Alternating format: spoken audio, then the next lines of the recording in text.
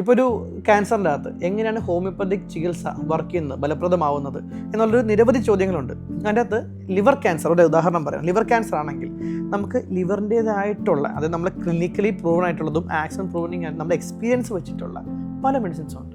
ഈ മെഡിസിൻസ് കൊടുത്തതിന് ശേഷം ഇത് കൺട്രോൾഡ് ആവുന്നുണ്ടോ, അവർ ബ്ലഡ് ടെസ്റ്റ് നോക്കും, പിവക്ക നോക്കും, അവരുടെ CA നോക്കും, ആൽഫ ഫീറ്റോപ്രോട്ടീൻ നോക്കും, അവരുടെ നോർമൽ ബ്ലഡ് ടെസ്റ്റ് എല്ലാം നോക്കും. നമ്മൾ അത് സ്റ്റേബിൾ ആവുന്നുണ്ടോ എന്ന് നമ്മൾ നോക്കും. അപ്പോൾ ഇത് സ്റ്റേബിൾ ആണെങ്കിൽ ആ കേസിൽ വളരെയധികം ഫലപ്രദമാണ്. കാരണം അവർക്ക് വേറെ സ്പ്രെഡിങ് വരുന്നില്ല, അവർക്ക് മറ്റു ഭാഗങ്ങളിലേക്ക് പോകുന്നില്ല, ലിവർ സ്റ്റേബിളാണ്.